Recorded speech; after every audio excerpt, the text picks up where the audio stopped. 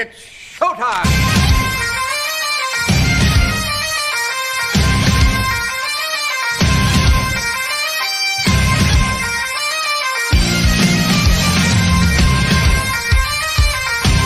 Let's go! Let's go!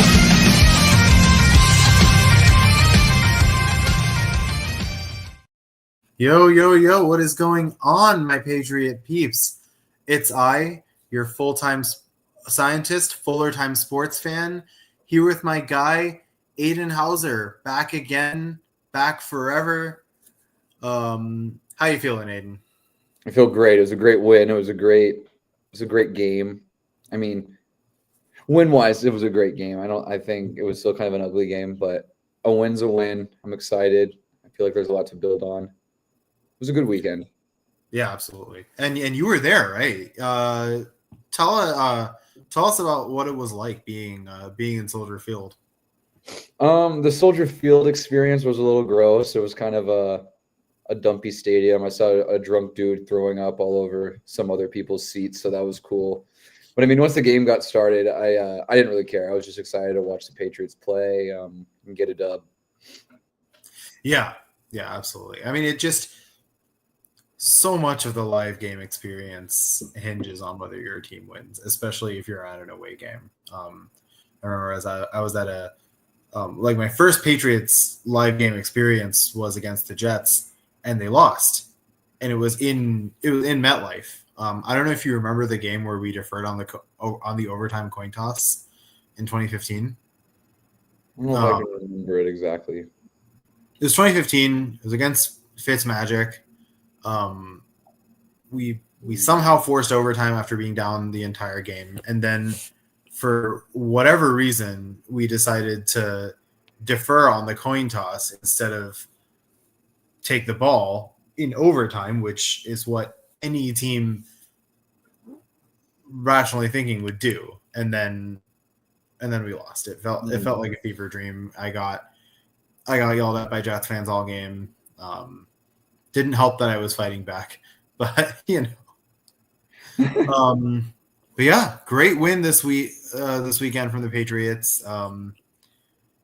It just brings the team to 3-7, but I really feel like it restored a lot of the confidence. Believe it or not, we've won now 2 out of our last 3, which feels crazy to say. Mm-hmm.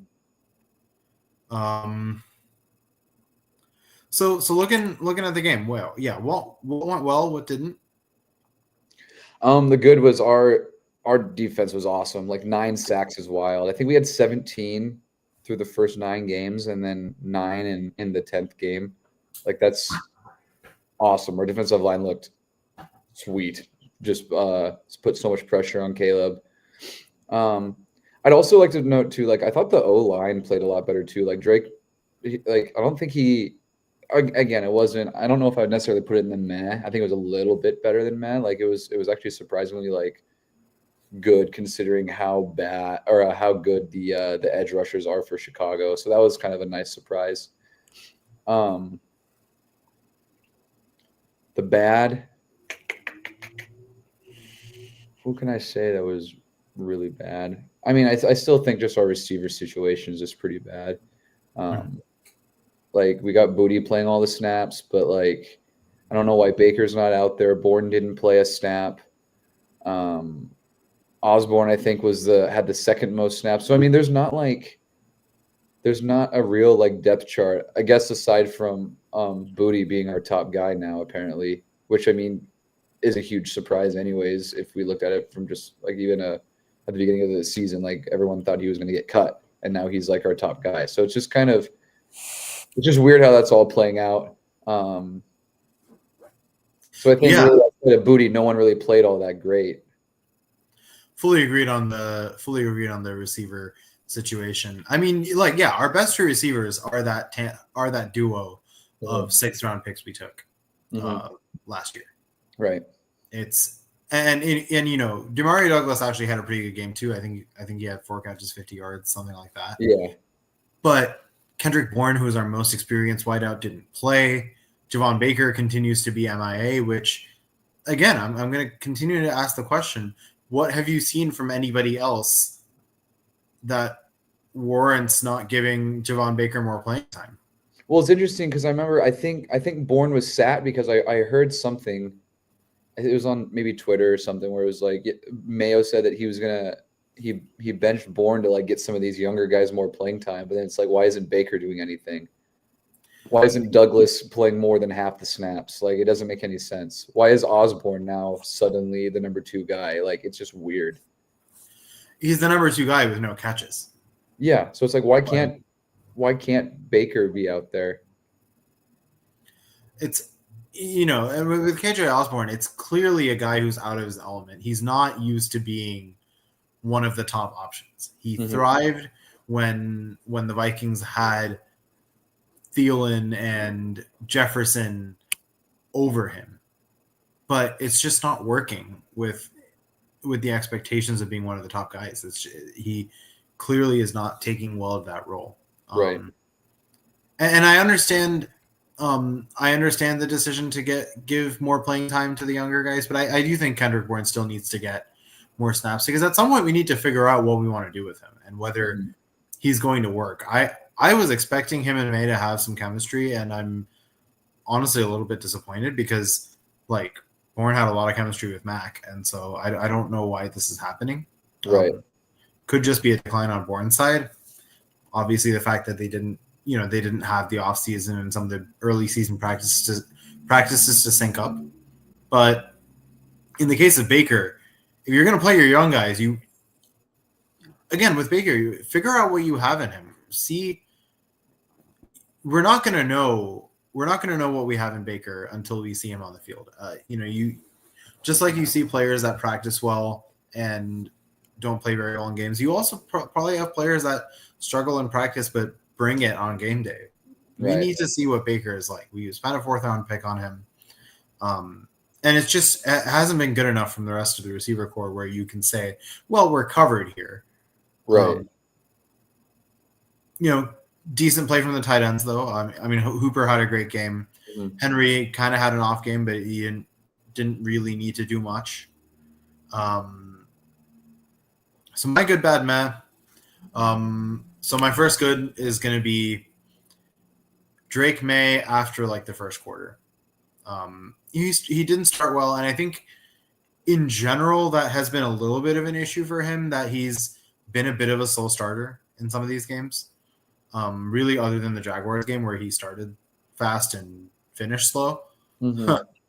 But he's had, I think, the first 2-3 series, almost every single game so far, he's had to get into it.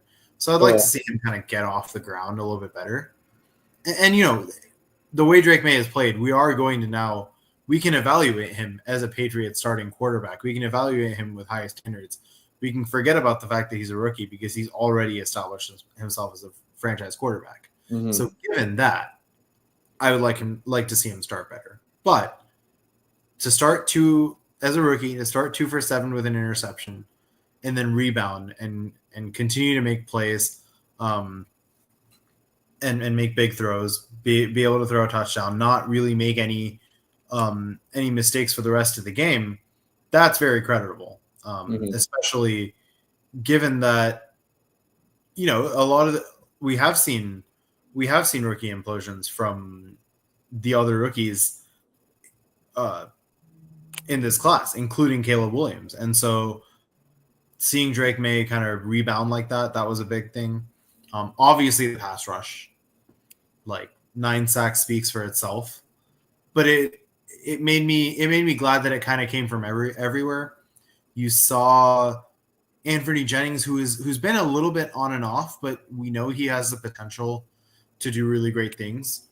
Keon White, who is the heir apparent for Judon, like especially with Uche gone, those two are the main axis of our pass rush. Those two and Dietrich Weiss, who also did really well. So the three people who I think of when I think of current Patriots pass rush did extremely well, which was really good to see. It's more of, obviously I'm still not happy that we lost Judon, but it's good to know that we're starting to prove more and more that we have security without him. And Mayo's improving in terms of the way he's managing the defense as a head coach. I had my doubts, and I still have my doubts, but on the defensive side of the ball, they are starting to figure it out. I'm going to say my bad was the red zone management. One for 5. I mean, one of them was at the end of the half, so that's fine. So let's say 1 for 4.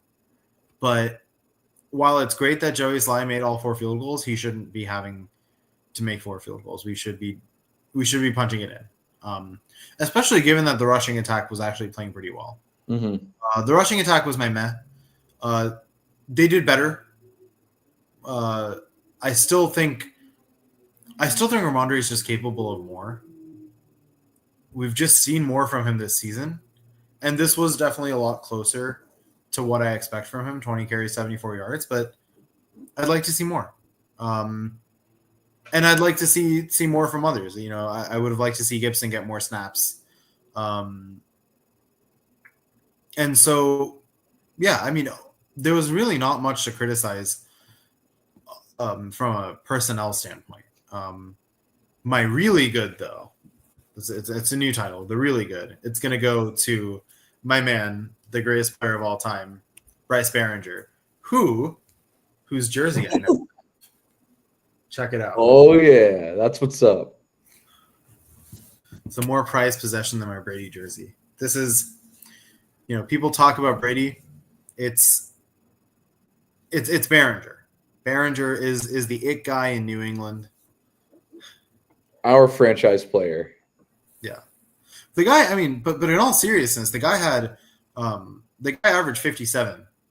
Like, unbelievable leg. I think there were, you know, if I'm going to be nitpicky because he is now an elite punter, I wish he had avoided a couple of those touchbacks. But, I mean, the Bears, not that the Bears did much on offense, but we also dominated the field position game because of Behringer's punts. He averaged 57. He had a long of 75. I mean, the guy can kick it. And I know this is a win. We don't need to be talking this much about Behringer, but we have become a cult Behringer fan club. That's right. Speaking of special teams, there's someone we need to shout out, as we always do, for Drake May's great performance. All hail the tank commander. Thank you, Chad Ryland. Thank you. And I'm glad you're apparently good now. I know. I was about to say it's weird. It's weird seeing him do good for the Cardinals. Like, what the heck? But whatever. See, what this means is that he was really just being selfless. He's not a bad kicker. He was just keeping in mind the greater good. He saw the horizon in front of us. He's like, if I make this kick, the team's not going to get Drake May, so I got to miss it. He sacrificed himself for the good of his teammates. It's such a good guy. Yeah. I'm proud of him. Goodness. So the trade deadline passed, and we did nothing. Yep. What are your thoughts? I'm bummed. I mean, I figured it would potentially end like this, just because that's the Patriot way. We don't have much value to give up, so it's hard to receive value, I guess, outside of us trading picks. But it was still hard, like, just seeing us not really try and make a big move at all. Yeah, it was frustrating that, like, I would have at least liked to see rumors. Like, I would have liked to see us ask around for a T. Higgins and see, like, what kind of value teams would be looking for some of these elite wideouts and maybe some really solid guards and tackles. Because, yeah, I think our offensive line has been improving, but there is a ceiling in terms of the personnel we have. Like, we're starting to get towards the best that this group of players can play, but it's not a very high ceiling as far as how well these guys can play. And so there are places to retool, and we should have done something. Well, I was pretty frustrated seeing Deontay Johnson going for just a fifth. Like, we could have very easily given up a fifth-round pick for him, and he would have been the best receiver in our room.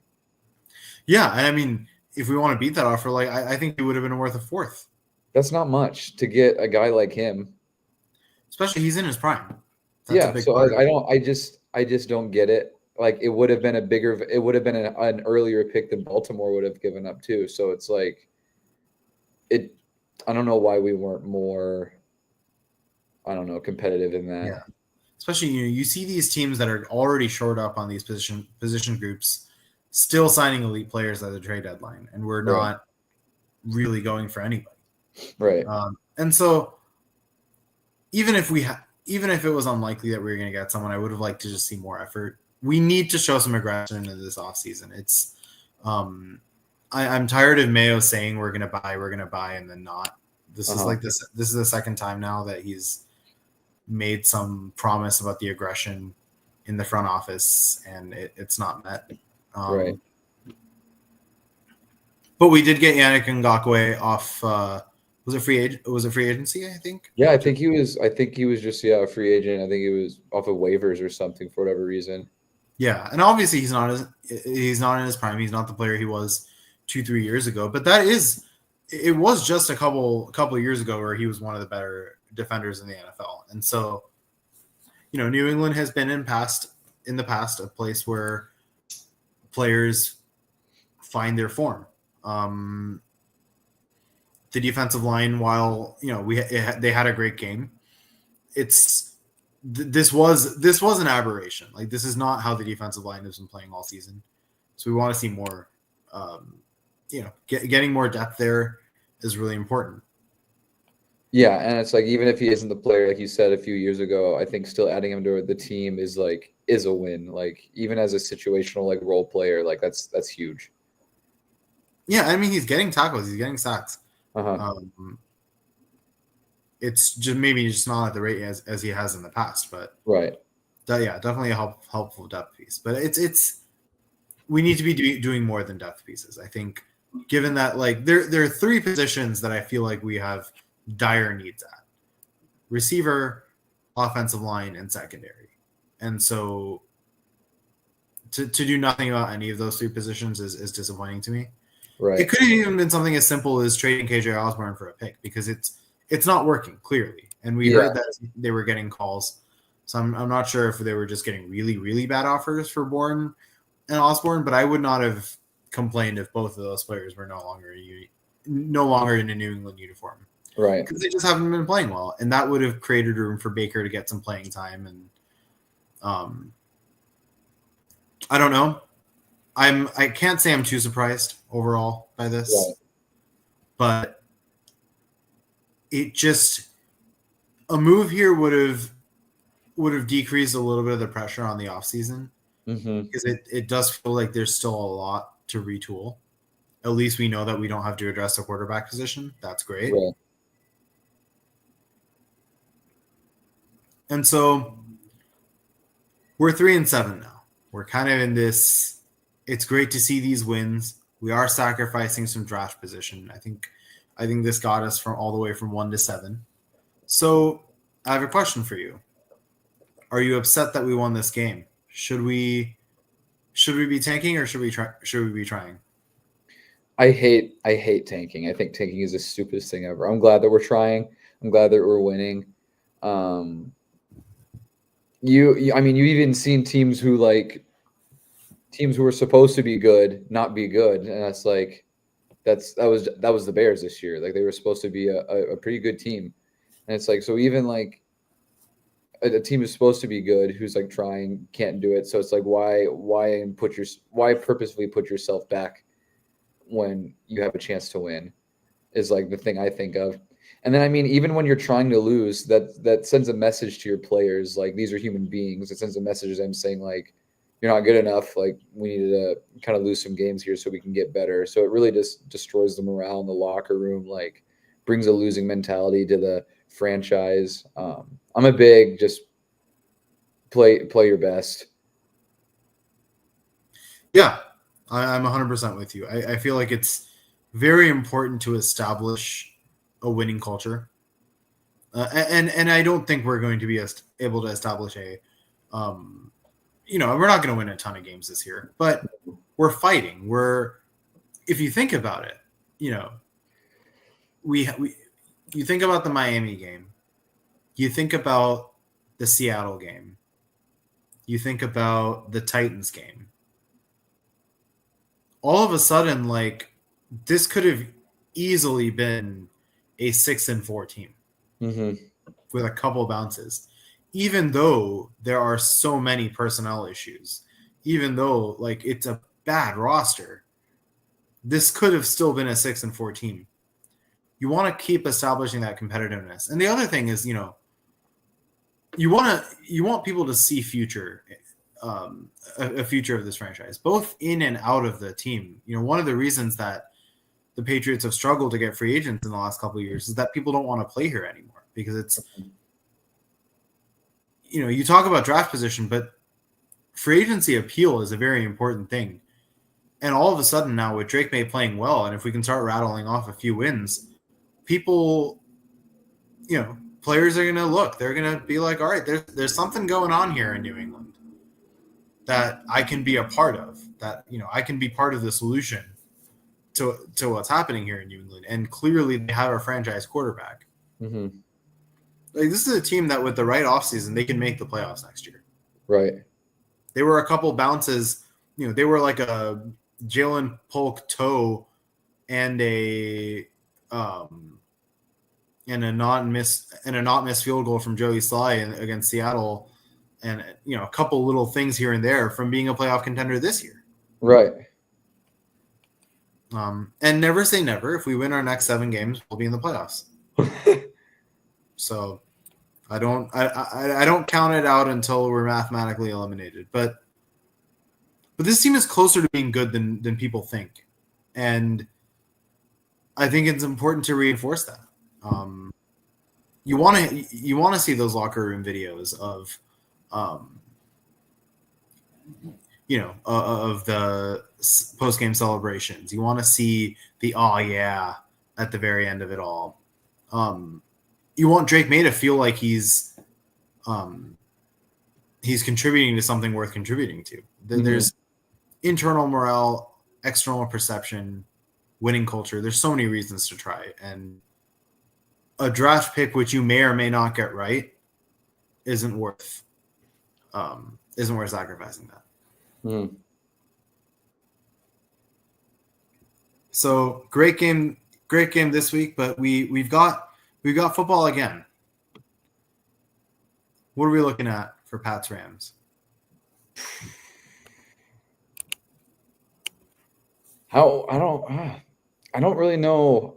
I don't really know what their defense is like. I mean, looking at their offense, like they have a healthy Matt Stafford. They have Cooper Kupp, Puka, and like Kyron. So I mean, we're gonna have our hands full, and a really good coaching staff. They've had a lot of. I think a lot of their wins have been kind of more so unlucky, if I remember correctly.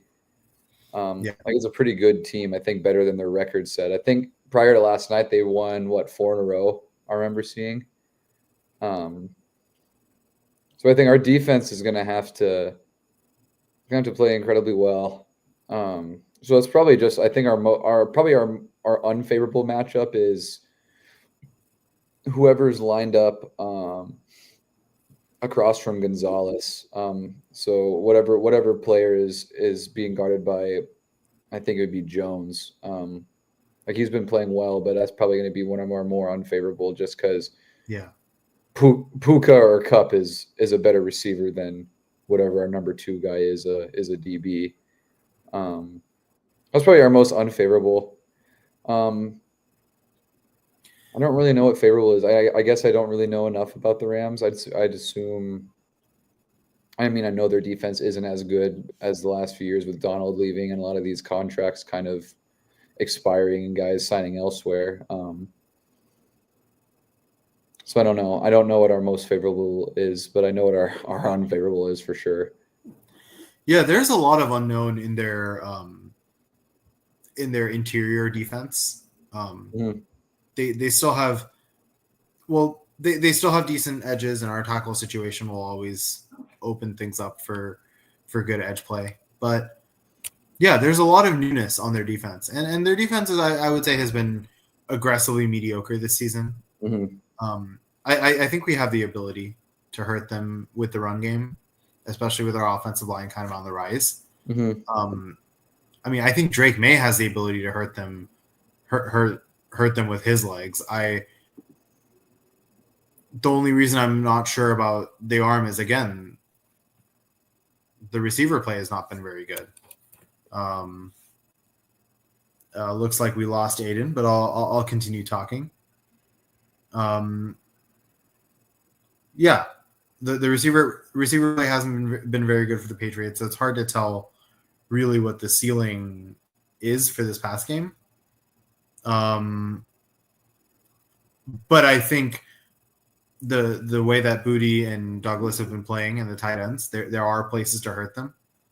I think even though Matt Stafford had around 300 yards, he also had a pick. They didn't get a ton done. Welcome back, Aiden. Thank you. I don't know what happened. Sorry. All good. I vamped. Good.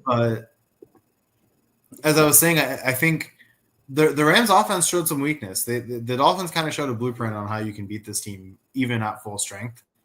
They got a fair bit of pressure on Stafford. The secondary made life difficult for him as well. He got sacked 4 times, which bodes well considering we just came off 9 sacks. So I think we can make life difficult for their offense. And I think our best weapon against their receivers isn't our secondary. It's our ability to take away Stafford's time. Sure. So what are we looking at for May's stats in this game? Ooh, May's stats. I'd say, let's say 220 through the air, 30 rushing yards, and a touchdown. Yeah, solid. I think that would be a great game. I was gonna go similar. Yeah, 235, 40 yards rushing, a touchdown, and I'm manifesting no picks. We'll see if it happens. I am too. I feel like he's erratic sometimes, but I know like after that one pick, he cleaned it up so well. Like he wasn't. Yeah. He's a smart player.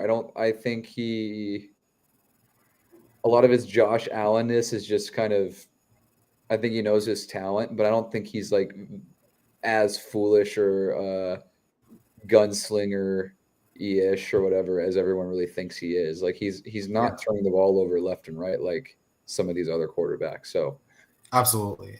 I think it's going to be a matter of whether he can control those first quarter jitters. Because again, that has been an issue. It was an issue against Tennessee. It was an issue against Houston. It wasn't an issue against Jacksonville, but third and fourth quarter wasn't great for him. I'd like to see a complete game from him. I think that's the one thing we've been missing. Like, I don't think I've seen 4 quarters in a row of clean and solid Drake May play, which is understandable. Most rookies won't have a game like that in an entire season. But given how high Drake has set the bar for himself, that's kind of the next step, stringing it together for all 4 quarters. And so how do we think this one ends up? I want to be hopeful and think that we win, but I think we'll barely lose. And that way, if we do win, I'm pleasantly surprised and more excited. Yeah. I think we score 20, and I think the Rams score 27. Awesome. That's very close to my prediction. I'm predicting 23-20, mostly because we've now lost a ton of games by around a field goal. I think they'll make a last second field goal. I think if we had caught them with the version of the Rams that came out this week, we would have won this game. But they're going to make adjustments and they're going to find a way to beat us. Right. And then, I mean, the Sean McVay factor is just huge also. Like, we're out coached also significantly. So, yeah. Although I will say, it does seem like Mayo is improving. Although that might also just be the main mirage. I've heard also, I think Van Pelt's really giving him like the keys to the offense from what I've been hearing of like he's just taking a lot more control, which is really good. Like that's what you want. Yeah. So I don't know. I don't know what's really going on. Obviously, I'm not a part of the organization, but that's what I've been hearing chirping about that. Yeah, he seems to, May likes to have some level of control over the offense, and he's being given that while still being given a game plan. Mm-hmm. I think just that one missing the one missing piece is to get that synergy going with more of his wide receivers beyond just that 6th round duo. I'd love to see him find something with Kendrick Bourne or find something with Jalen Polk. And I mean, that could just be an issue with the players themselves rather than May, but I think it's important to have more options. And so I'd like to see some more receivers get involved. Right. But other than that, things have gone well. And I think this is the first game where Drake May has reasonably been able to rely on the run game, that the Bears game, and it would be nice if that continues. I think that will definitely free things up for him. Because I think that was another reason why Drake May improved throughout the game, where once the rushing attack started getting established and you started creating like second and manageable, third and manageable, it gave a lot of freedom to what May had to do. Right. He's had to deal with a lot of third and longs, and it's just not an easy situation for any quarterback, let alone a rookie. I'd like to see less of it. Right. But yeah, I'm gonna say a loss too, but I don't think a win's out of the question. And again, 7 straight wins and we're in the playoffs. I know. Do we have? I'm trying to think of like. Obviously, we still have to play Miami again, and we have to play the Bills twice, dude. Buffalo. We still have both Buffalo games remaining, but I'm trying. The rest is okay because we've got Miami, we've got Indy, all very winnable. None of them are guaranteed wins, but they're all winnable. Cardinals, not guaranteed, but winnable. The 2 Bills games will be tough, and then it's the Chargers. Winnable again. Like they're all like not bottom of the line teams, but like mid teams. Like the Cardinals are maybe our hardest matchup outside of Buffalo. Like they've looked pretty decent. But yeah, I don't know. We could honestly end the season with six or so wins, which is pretty wild to think. Yeah. After the way we started. What's frustrating is that if we had won the Miami and Tennessee games, we could have lost both games to the Bills and still had a chance. Yeah. I mean, what's wild too is I'm pretty sure I think we're tied for second in the division right now with Miami. Yeah. I think they're a half game ahead because they're 3-6. Oh, are they? Oh, okay. They've had their bye already. Yeah. But when is our bye? I don't know. It's not for a little bit. It's on December 8th. Nice. Wow. We'll be rested for the playoffs after we got our 7th straight. Ah, yes. Good. I like the way you think. It's not over. It's not over. There's still a chance. And neither is our coverage of the Patriots as we follow you through this historic playoff run that will break all kinds of NFL records. People didn't think it was possible to make the playoffs starting at 3-7. We're going to prove everybody wrong. And it's going to all be at the hands of our beautiful, sweet Drake May.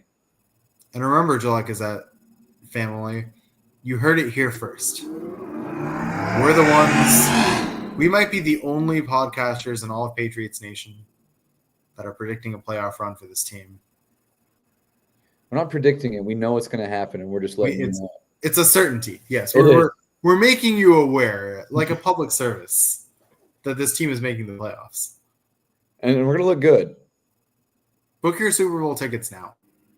Well, they're cheap. That's right. So we got the Rams this weekend, coming off a great win against the Bears. Let's see if we can make it 3 out of 4. What we're definitely going to make it is 3 out of 4 weeks of Gillette Gazette podcasting. We'll see you next Tuesday. Oh, yeah. See you guys.